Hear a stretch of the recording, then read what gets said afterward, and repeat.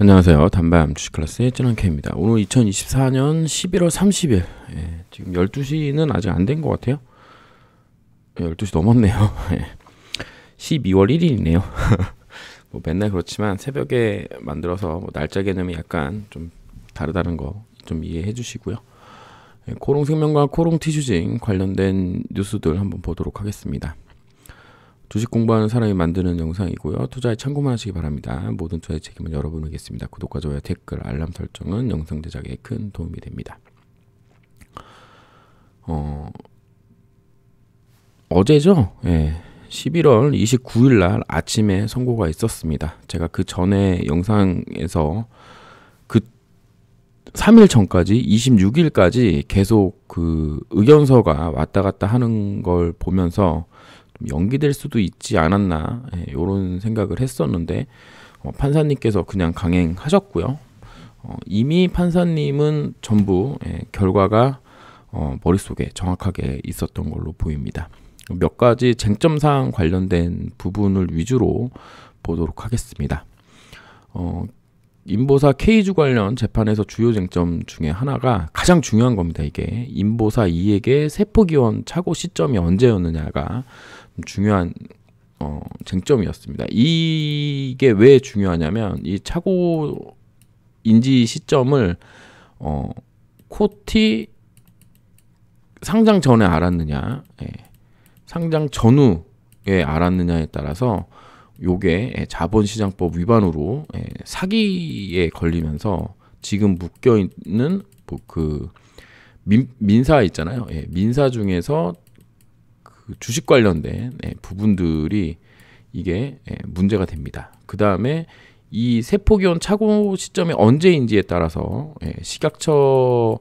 식약처에서 승인해서 판매되었던 인보사 관련된 부분이 전부 사기가 되면서 환자들의 민사에도 영향이 됩니다. 당연히 이 착오 시점 인지 시점에 따라 이웅렬 회장 및 나머지 임원들에게도 모든 책임이 전가되는 부분이었기 때문에 이 부분이 엄청나게 중요한 시점이었고, 실제로 이 부분 관련돼서 가장 불리한 증거는 2017년 론자로부터 받은 시험 결과서, 뭐 정확한 명칭은 저도 잘 모릅니다. 어쨌든 2017년도에 론자로부터 받은 서류에 이 세포는 293 세포다. 이렇게 결론이 나와 있었기 때문에 이 증거가 가장 중요한 검찰에서 쓸 수 있는 가장 중요한 증거였는데요. 결국에 공소장에도 이 부분이 없다라고 얘기를 변호사님께서도 하셨고, 이 부분 관련돼서 쟁점이 이루어지지가 않았습니다. 왜 이루어지지가 않았냐? 이거를 알고 있었던 사람이 없었어요. 2017년도 이 론자건 관련돼서는 그 미쓰비시의 그 뭐죠? 우리가 에로를 했었잖아요. 에로를 하고 에로가 파기되면서 이게 법정까지 갔었는데, 사법재판부까지 갔죠. 국제사법재판부까지 갔는데 사태 터지기 전까지 미쓰비시에서도 요거를 못 봤습니다. 그러니까는 이 론자에서 한 실험계획서의 목표가 세포의 기원이라든가 세포가 어떤 세포인지 알려주는 게 아니라 론자에서 이 세포를 생산할 수 있습니다가 중요 쟁점 사항이었기 때문에 미쓰비시도 간과했던 거고, 코오롱생명과 코오롱티슈진도 당연히 간과했던 거고, 만약에 이거를 은폐, 엄폐, 뭐 사기칠 생각이었다면 당연히 미쓰비시한테도 자료를 주지 않았겠죠. 그리고 재판부에서도 똑같이 이야기를 했습니다. 재판부에 제출된 증거로만은 2019년 3월 30일 이전에 알았다고 판단하기 어렵다, 이렇게 얘기를 했는데, 하지만 검찰 측에서 제시한 증거가 있습니다. 증거가 있고, 이거 증거에는 코오롱 티슈진의 임상 담당에 있던 뭐 테드, 토드, 뭐 이런 분들끼리 서로 이메일로, 야, 이거 293 세포인데 이거 꼭 알려줘야 된다. 이거 안 알리면 우리 뭐 된다. 이분들끼리 이야기한 이야기가 있었고, 이 이야기 중에 하나를 이제 2017년도죠. 예, 요때 티슈진 상장할 때, 테드 토드 또 한 명 있는데 또 이름이 생각 안 나네요. 어쨌든 이 중에 한 명이 와가지고 이우석하고 식사 자리에서 이 이야기를 했다가 이제 검찰 측의 주장이었는데, 그거 관련돼서는 명확한 증거가 없었기 때문에 당연히 세포 기원 착오 인지 시점에 관련돼서 2019년 3월 30일로 판단을 재판부에서 했습니다. 이 세 분들이 이야기를 했고, 이 세 분들이 이야기한 게 노문종 대표한테 들어갔고, 이 노문종 대표는 이 당시에 티슈진 상장을 위해서 IR 회의를 하고, IR 회의 뭐 싱가포르 뭐 홍콩 이런 데서 막 진행 중이었기 때문에 노문종 대표로서는 이때 이제 윤 연구원, 이름은 잘 모릅니다. 어쨌든 이분한테 PCR 검사를 진행을 시켜서 개그와 폴이 안 나오는 걸 확인을 하고, 개과 폴이 안 나왔다라는 이야기를 이 세 명한테 다시 했고, 이 세 명이 더 이상 문제 삼지 않아서 이게 그냥 이렇게 진행이 됐던 것으로 보입니다. 그러니까는 노문종 같은 경우에는 결국에는 그 본인이 실험을 지시를 했고, 그 실험 결과가 나온 걸 이분들한테 통보를 하고, 이 세 사람이 더 이상 문제를 삼지 않고 다 어느 시점에 이제 전부 퇴사를 하게 되면서 이 문제 자체가 2017년 논자로부터 온 그 문제가 이제 없어졌던 거죠. 그러면 그 노문종이 알고 이거를 이제 고의로 속이기 위해서 무엇을 했느냐 부분까지, 그러니까 고의가 있었냐라는 부분까지 이게 갈 수가 없었다. 뭐 이렇게 재판부에서 판단한 것 같습니다.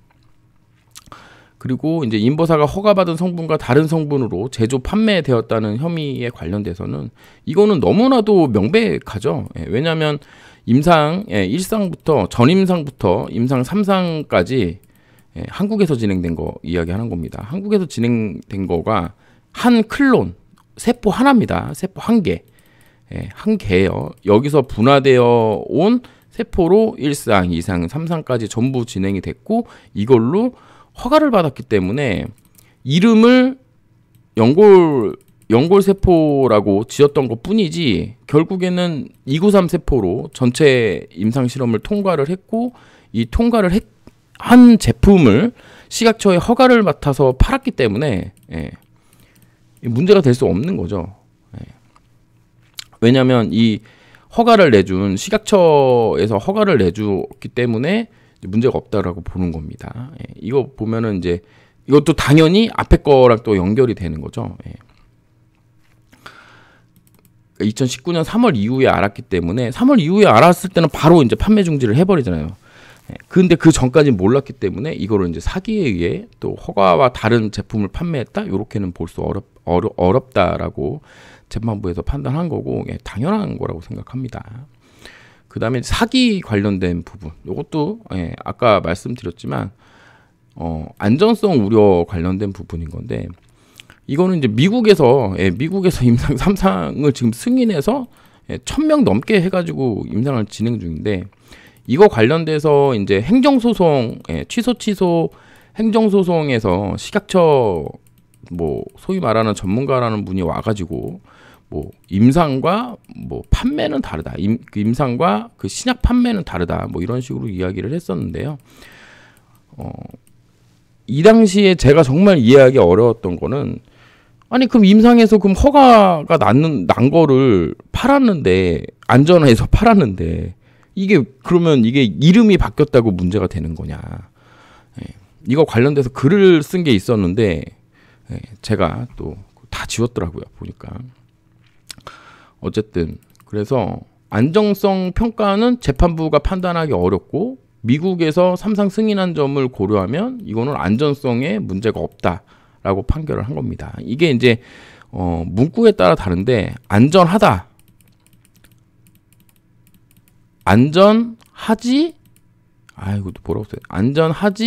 않다고 할 수 없다.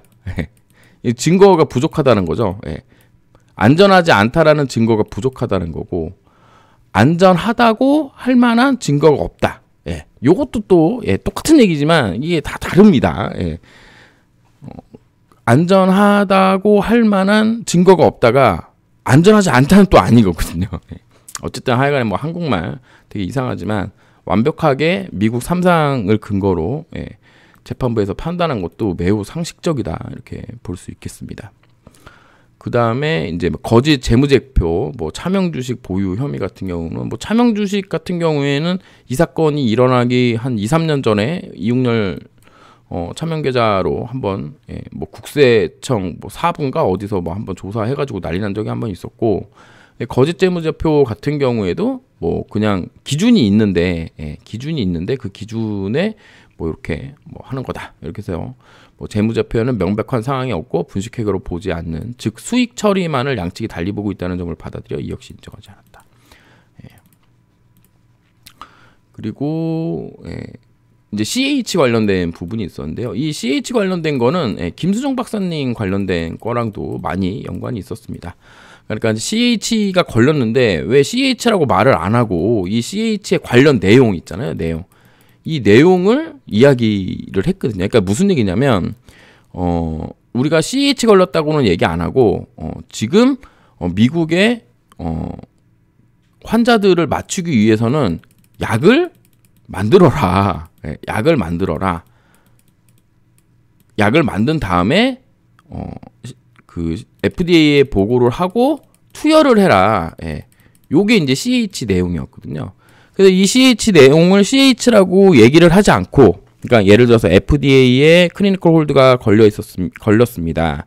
그 내용은 환자들에게 투약하는 걸 허가하는데 약을 만들고, 환자 투약할 수 있는 약을 만들고 그 약 만든 걸 FDA에 보고를 하고 투약을 해라 라는 내용입니다 라고 이야기를 해야 되는데, FDA에서 CH를 받았습니다, 클리니컬 홀드를 받았습니다 라고 얘기하지 않고 FDA 그 미국 임상을 하려고 지금 약을 만드는 중이고, 약을 만들면 FDA에 보고를 하고 FDA에서 승인을 내리면 투약을 하겠습니다 라고만 얘기를 한 거예요. 앞에 그 이 CH 얘기 안 했다고 검찰에서 트집 잡아가지고 난리를 친 건데, 이것도 결국 당연히 상식적으로 말이 안 되는 부분인 거죠. 제가 이 판결문이 뭐 450쪽 정도, 500페이지 정도 되는 것 같더라고요. 뭐 그걸 제가 어디서 구하지는 못했지만 뉴스로 지금 나와 있는 것을 봤을 때, 와, 이 판사가 진짜 제대로 이 사건을 봤구나라는 생각을 했습니다. 저도 이제 전부 다 참석한 건 아니지만 그래도 중요한 증인신문이라든가 이런 부분들은 제가 가서 전부는 아니고 어쨌든 확인을 했을 때 판사님이 명확하게 중점 내용에 대해서, 중요 쟁점에 대해서 확실하게 인지하고 있다라는 인상을 받았는데요. 결국에는 요렇게 되게 이례적으로 이 재판에 관련된 소회를 말씀을 하셨습니다. 인보사 사태는 저에게도 충격이었을 만큼 파장이 컸습니다.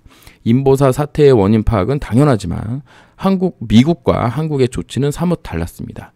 미국은 세포 변경 이후 안전성을 검토해 우려를 해소했다고 보고 자국민을 대상으로 하는 임상을 승인해 1000명가량이 진행 중입니다. 반면 한국에서는 처분을 다투는 소송이 열리고 있고 형사재판으로 이어지고 있습니다. 검찰 측이 기소해서 제시한 클리니컬 홀드 등은 이미 소송 전 해결됐고, 신약 개발 절차가 엄격한 미국에서는 안정성 문제가 없다고 보고 있습니다. 민사재판 결과 회사가 패배한 것도 있지만 형사재판 결과가 민사재판 결과와 같을 필요는 없습니다. 민사소송과 달리 공적 형사소송은 누가 이기고 지고 이기는 문제가 아니기 때문입니다. 이 법원의 판결이 최종이 아닐 수 있지만 수년에 걸쳐 막대한 인원이 투입된 이 소송은 과연 무엇인지를 고민했습니다. 과학을 다룬 소송의 역할은 무엇인지입니다. 피고인 대부분에게 무죄와 면소를 선고할 것입니다. 이의 있으신 분 있으십니까? 뭐 이게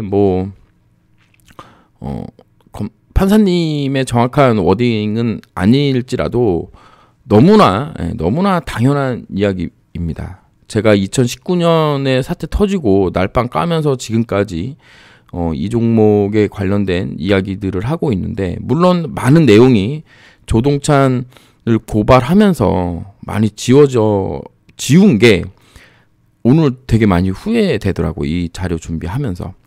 그리고 제가 썼던 많은 글들이 있던 블로그에 있었는데 그 글도 제가 다 지운 게 또 많이 후회가 됐습니다. 뭔가 증거를 남기기가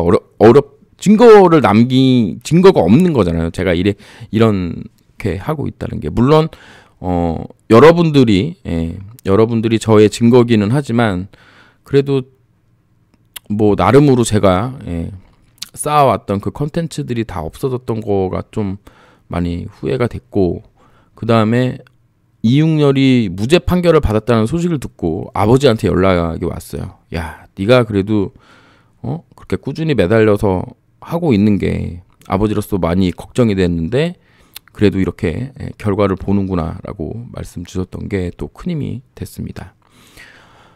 이 사건은 되게 상식적으로 접근을 해야 되는 게 맞았는데, 상식으로 접근하는 게 너무나 맞았던 건데, 미친 의학 전문 기자,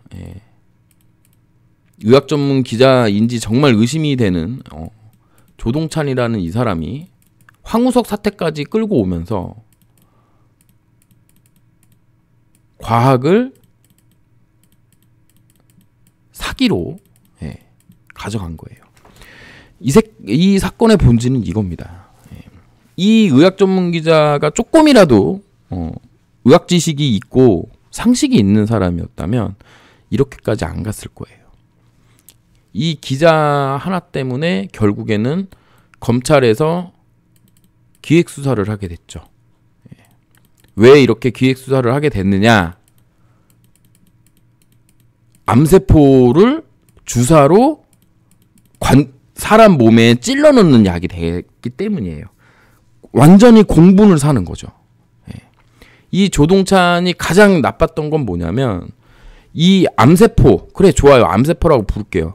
293 세포가 암세포인데 이 암세포를 죽이기 위한 방사선 조사 부분을 완전 떼놓고 보도를 했습니다. 그리고 나중에 방사선 조사를 하더라도 암세포는 죽지 않는다라는 별 맞지도 않는 논문을 하나 껴 넣으면서 공신력을 받으면서 완전 2019년 그 당시에 네이버 다음에 이슈 1픽으로 뜰 만큼 약을 암세포로 만들어 놨어요. 그리고 지금 수백 개의 뉴스가 네이버에서 검색이 되는데 그 중에 한두 개 정도가 SBS에서 거의 단신 형식으로 나온 게 전부입니다. 본인의 어떤 영달을 위해서 아주 그냥 회사 하나를 보내버린 거죠. 예전에 삼양라면 페놀 사건으로 보낸 것처럼 사실에 맞지 않는 걸 사실이냐, 조작했다고 얘기를 해야 되나요? 뭐 실수 있을 수도 있겠죠. 어쨌든 근데 저는 실수라고 안 보는 게, 제가 그 논문을 반박하는 영상도 만들어놨고 그걸 가지고 고발도 했었기 때문에 이 사람은 다분히 의도를 가지고 있지 않았나, 이런 생각을 해봅니다. 그래서 되게 상식으로 이 판결문이 잘 쓰여진 거라고 저는 생각을 합니다. 당연한 결과였고, 뭐 저는 이제 뭐 어느 정도 예상은 했는데, 예상을 했다고 하더라도 제가 확증 편향을 여러분들한테 팍팍팍팍 드리기에는 지금 상황은 그리 녹록지는 않습니다. 구독자가 엄청 떨어졌어요. 무슨 의미인지는 잘 모르겠고, 이 재판 결과가 나오기 직전에 제 그러니까 우리 주주 카카오톡이 있죠. 주주 카카오톡에 입장하고 나가고 이런 일이 있었습니다. 제가 운영하고 있는 주주 카톡방은 나가는 사람 안 잡고 들어오는 사람 안 막아요. 근데 들어왔다가 나가면 다시 들어올 때는 주주 인증을 다시 해야 됩니다. 물론 이제 가끔 이제 그 단톡방 정리한다고 나갔다가 다시 들어오는 경우에도 주주 인증을 따로 하셔야 되거든요. 저한테 어쨌든 개인톡이 들어와야 돼요. 그래서 그 개인톡을 받고 주주 인증을 해서 이제 다시 들어오게 하는데, 내용이 너무 궁금하니까 이제 막 톡방에 와가지고 뭐 이렇게 한번 뭐 상황이 어떻게 진행되나 보려고 왔다가 저한테 걸려가지고 다시 나가고, 이런 모습과 구독자가 갑자기 엄청 떨어졌거든요. 한 30-40명이 나간 것 같아요.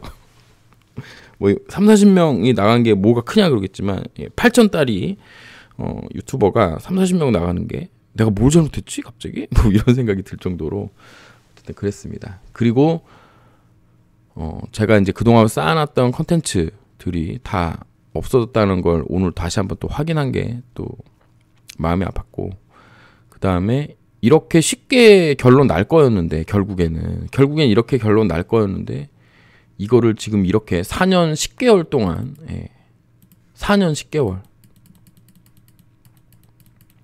그 다음에 뭐 15만 페이지 450여 쪽에 달하는 판결문. 저도 똑같은 생각을 합니다. 이 판사님하고. 그러니까 미국하고 너무 달랐다는 게 너무 큰 문제였던 것 같아요. 그러니까 그러니까 조동찬이 임보사를 암세포로 만들면서 그 분노가 너무 끌어오르니까 식약처에서는 바로 소송으로 했고, 검찰에서도 딱 보니까 야, 요거 그냥 아주 그냥 패대기 쳐야 되겠다라고 해서 기획수사가 진행됐고, 그래서 이제 회장님까지도 다 같이 가는 그런 상황을 맞이했는데, 언론이 개 병신이기 때문에 어쩔 수가 없죠. 그냥 이거에 대해서 조금만 연구하고 인터넷 검색으로 조금만 돌아보고 했던 사람이 봤을 때에도 이게 비정상인데 어떻게 이렇게까지 올 수가 있느냐라는 생각을 좀 많이 했습니다. 그동안 우리가 잃은 게 너무 많잖아요. 거래 정지됐었고, 주가는 지금도 이 모양 이 꼴이고, 미국에서 임상 진행됐음에도 불구하고, 그냥 식약처가 과학적이지 못하고 되게 정치적이고 여론 눈치 본다는 거에 대해서 많은 자괴감이 들고, 관련 업계에 종사하시는 분들의 말씀도 제가 많이 들었지만 인력 확충이라든가, 그러니까 이게 제약바이오 선진국으로 가기 위한 어떤 제도라든가 인력이라든가 이런 부분이 졸라게 부족하면서 말로만 하고 있는 것 자체가 좀 어폐가 있는 거 아니냐, 이런 생각을 좀 많이 하게 됐습니다. 이번 판결은 아마도 앞으로 있을 그 모든 판결에 영향을 줄 거라고 생각하고요. 특히 민사에 큰 영향을 줄 거라고 생각합니다. 뭐 판사님이 말씀하셨지만 뭐 민사랑 형사랑 그렇게 뭐 연관관계가 크지 않다라고 하더라도 죄가 있어야 민사에서 질 확률이 높은 거잖아요. 그러니까 예를 들어서 제가 사람을 죽였는데 그게 과실치사인지 아니면 아예 계획적으로 사람을 죽인 건지에 대해서 뭔가 민사적으로 뭔가 합의를 봐야 되는 상황이 있다면, 그냥 뭐 음주운전으로 사람을 죽인 거랑 그다음에 그냥 정상적으로 달리고 있었는데 뭐 무단횡단하는 사람을 쳐서 죽인 거랑, 이게 그러니까 민사소송에서 합의금으로 줘야 되는 금액이 다를 거 아니에요. 예를 들면 그런 식이 되는 거기 때문에 분명히 다른 재판에도 영향을 줄 거라고 보고, 이 정도로 판결하신 김경수 재판장님 이름을 제가 아까까지만 해도 검색을 했었는데 기억이 또 안 납니다. 제가 이쪽에 약해가지고. 어쨌든 너무나 멋진 판결 해주셨다. 당연한 재판 결과이지만 그래도 이렇게 딱 요점을 찍어서 해주신 분은 이분밖에 없지 않았나, 이런 생각을 해봅니다. 뭐 주가가 앞으로 어떻게 될지 뭐 이런 부분은 뭐 예상한다고 해도 뭐 큰 의미는 없을 것 같고요. 주가가 이제 금요일 날 한번 반응했고, 다음 주에 월요일부터 어떻게 반응하냐에 따라서 당분간 이 이슈가 호재로 작용하면서 상승 추세로 갈런지, 혹은 그냥 일회성 뭐 이슈로 끝날런지는 좀 지켜봐야 되는 상황이겠지만, 이 판사님께서 말씀하신 과학을 재판으로 재단할 수 있느냐, 이게 맞냐라는 부분에 대한 어떤 사회에 던진 이슈는 우리가 좀 많이 생각해 봐야 된다, 이렇게 생각할 수 있겠습니다. 관련된 뉴스들 보다 보면 뭐 제약바이오 업계라든가 뭐 재계 입장, 그다음에 뭐 민사 관련된 오킴스의 뭐 그 판단 뭐 이런 것들이 나와 있기는 한데, 그 부분은 또 나중에 좀 정리해서 다시 영상으로 만들어 드리도록 하겠습니다.